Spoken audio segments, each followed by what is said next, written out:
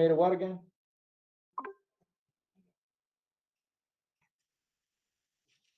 The thing you memorized, the thing you still know how to draw, right? Well, maybe kind of carboxyl, amino, yeah. Amino acids, and it's similar to the way that, say, a polysaccharide is a chain of monosaccharides, or DNA is a chain of nucleotides, in that these are chemically similar molecules repeating over and over in a linear chain.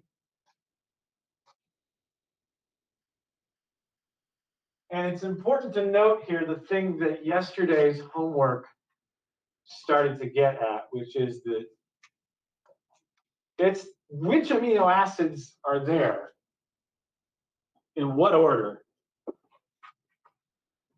that determines what shape the protein is going to be. Some amino acids will make it bend one way, and some amino acids will make it bend the other way, and some are acidic and some are basic. It's all about those R groups, right? The side chains. Some of them even cause a protein to stick to itself, like the one you were asked about in the homework, right? The one that always forms those disulfide bonds, where two sulfur atoms will stick and make that protein stick and bend double. And that's important to know because for a protein, as we discussed in biochemistry, shape is everything, right? If it loses that shape, we call it denaturing. It doesn't work anymore, like catalase when you heat it, right? Like that liver when we cooked it and it didn't make bubbles anymore at all. So the shape of a protein determines its function. That's the thing you need to keep in mind as we make these proteins.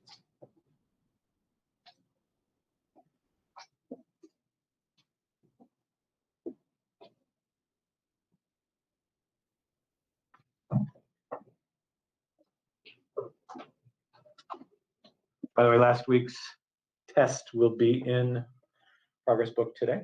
I just have a few remote tests to grade, and then they'll be going in. All right, so let's do this. Let's get into translation. We have our edited mRNA transcript, and there's going to be a fair amount of, I kind of pushed my PowerPoint skills to the limit here. There's been some moving parts. So like this, look up here before you write anything. In comes the small and the large ribosomal subunit. Please draw as accurately as you can that the large and small ribosomal subunit only covers 6 nucleotides worth of mRNA. That is intentional. So today's the drawing day. Today we're going to be kind of almost doing a comic strip of translation.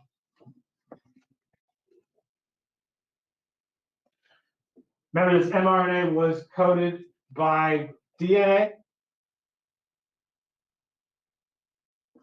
Complementary mRNA bases were added to one DNA strand and matched by the RNA polymerase and peeled off of that DNA. And then the spliceosome ran along it and edited it, got rid of the introns, spliced back together the exons, and then it squirted out of a nuclear pore.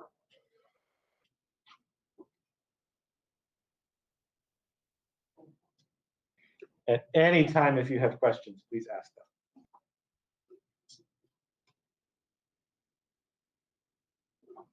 Remember that the large and small, the creatively named large and small ribosomal subunit, those are just big globs of ribosomal RNA, right? They're made of RNA.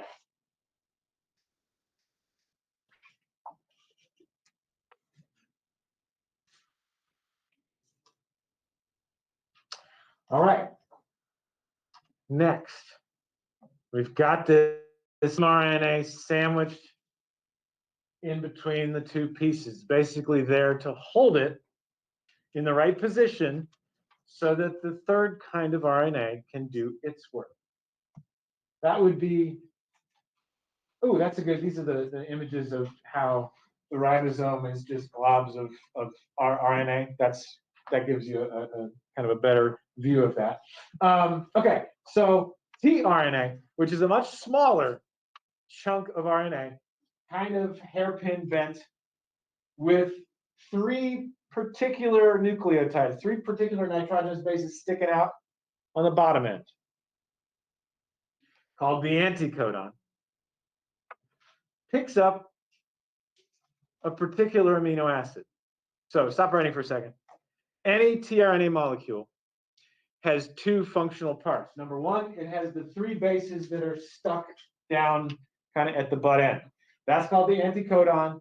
And then it's got this kind of hook up here that is going to grab one particular amino acid. In this case, the tRNA that has UAC as its anticodon is always going to pick up the same amino acid, and that amino acid is methionine. That's part of that decoder wheel thing that we know that code. We know that AUG in mRNA is going to match up with UAC in tRNA, and that tRNA is always going to carry methionine. Okay, you can write now.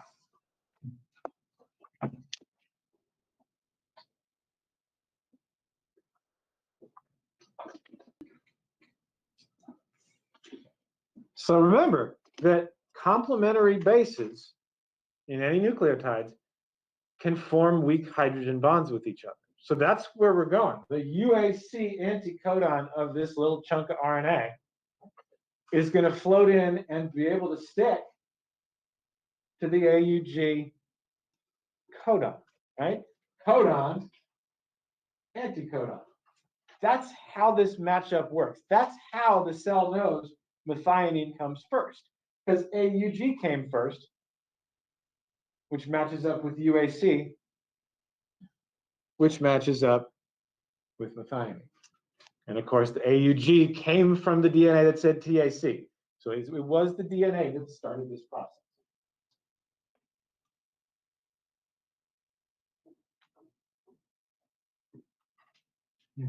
Just to clarify, methionine means what? Whatever code it is, like the nitrogen base code is AUG versus UAC. Depends on the wheel you're using, but if it's your wheel that's designed for use with mRNA, putting in AUG will give you methionine. There's lots of different versions of that wheel. Some of them are for tRNA. It's just how you build it. So it's the AUG that brings the methionine, not the UAC. No, it's the UAC tRNA that brings the methionine. But if you want to know about the methionine without having to worry about any of this, you just put the AUG into that wheel. Like I said, we're kind of skipping ahead, cheating when we use that wheel. Any other questions? Is the mechanics of this making sense? Really, there's only one thing left, but there's a lot of moving parts to it, right? What we have to get is, how do we start hooking these amino acids together and getting access to more of the mRNA than just the 6 bases that are covered right now?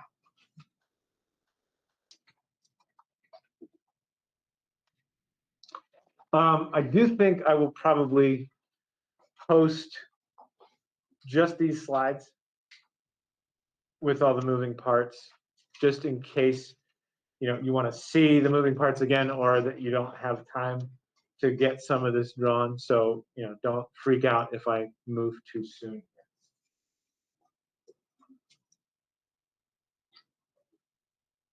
So next, the tRNA with the next anticodon, where the next codon is going to come in. Can you see on your previous drawing what the anticodon is going to be? What the next tRNA is going to have on its bottom end? Which base is it going to have? Which bases is it going to have? Go ahead. GAG. Which means, as we know from the wheel, that leucine is going to be the next amino acid. So now we have 2.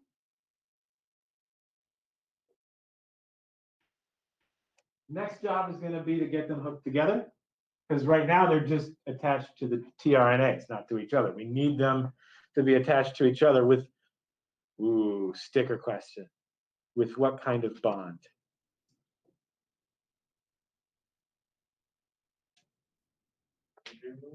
Nope. The disulfide. Nope. That's deep cut from first chapter, right? From biochemistry. Peptide bonds are what you use to hook amino acids together with dehydration synthesis.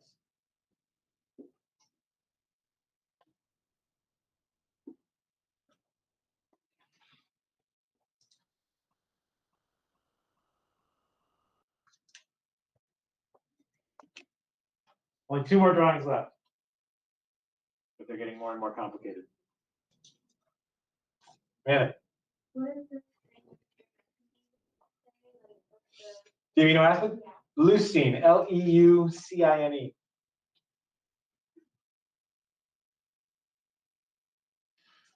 Okay, so again, next job is to get those things hooked together. It's gonna be on the same slide, so don't freak out. Everybody stop writing for a second. Let me just show you. AA is just abbreviating amino acid. So here are the 2. What's gonna happen every time is that the old thing is gonna get stuck onto the end of the new thing. So methionine is gonna get peptide bonded to leucine. And then since we're done with that first tRNA, it's done its job now, it's going to fall off. That's probably where you want to draw it. Up to you.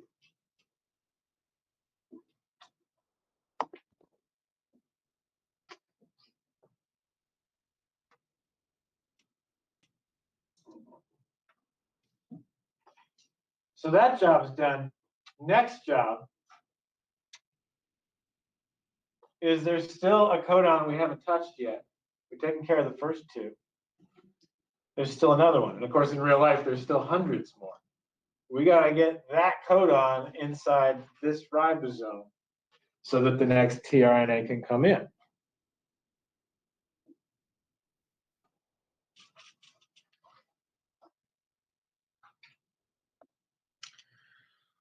Okay. One more drawing, but a bunch of things happening in that drawing. Basically this plus 1 step. So watch carefully. Again, I'm going to post this so you can finish up anything you missed. Look up here. We need access to this codon. So what happens is the thing moves down 3 bases, right? So now the part hanging out is the part we already used. In comes the new anticodon, which of course is going to be UUC. Even noise. UUC is carrying lysine, which we predicted with the wheel. The leucine and methionine, which is the old part, is going to get stuck onto the new part. That way lysine becomes part of the chain, and then the GAG anticodon is going to fall off. Does that make sense? If you get it thus far, you're doing well. Okay, go ahead and draw what you need to draw.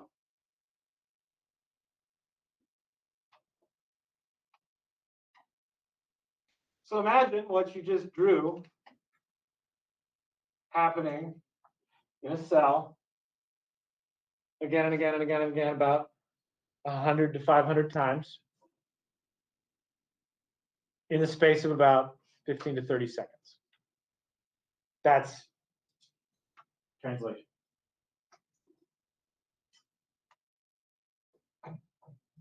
It happens until the stop codon, right? It happens until you hit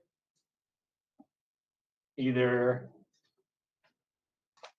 UAA, UAG, or UGA.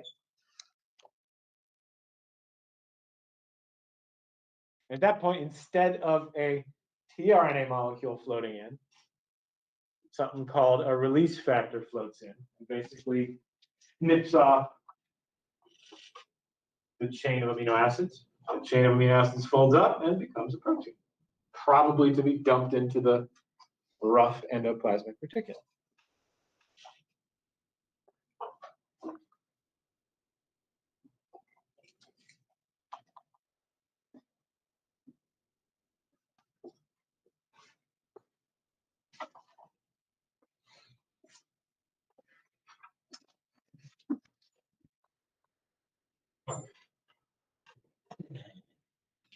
Yeah. What does the small ribosome do? They both, what they do is clamp onto that mRNA and provide little notches for tRNAs to float in, two spaces for tRNA to float in. So in reality, it's less of a sandwich and more of a like, there's two hollow spots in there that those tRNAs can float into. So it takes both parts to create those hollow spots.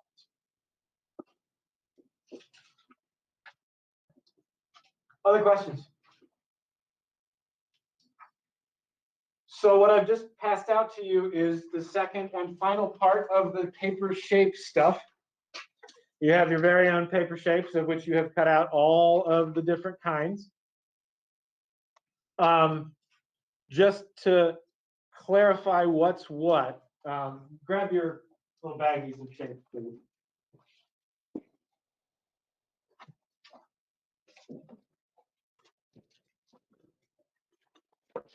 You know how to tell DNA and mRNA apart? Because the mRNA has ribose written on that middle part, yes? Okay.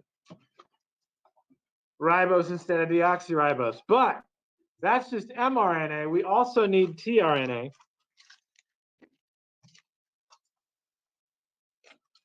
This is tRNA. And it actually does say tRNA on it. But notice, really the only part, well, there's two parts of this tRNA that matter. The 3 nucleotides sticking out one end.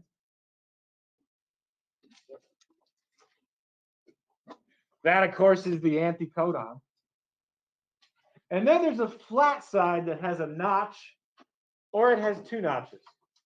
In fact, you have 2 pieces of tRNA, and one of them has 1 notch and one has 2 notches. That's because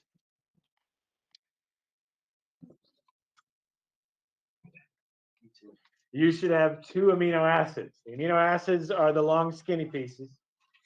One of your amino acids should have 1 tab on it. The other one should have 2. That's so it matches up with those spots on the tRNA. So we're basically acting out what you just drew with these shapes, and that's what this worksheet's going to walk you through. Please get started on that. Don't miss the instructions at the beginning. They do tell you what DNA to build. They walk you through transcription, and then the rest of it. Your final product is going to be partly this worksheet, but also partly like we did last time, I'm going to have you take a photograph of the final assembly of mRNA, tRNA, and amino acids. We probably won't get there until tomorrow, though. So get a good start on it. At least get the transcription part done today, and we're good.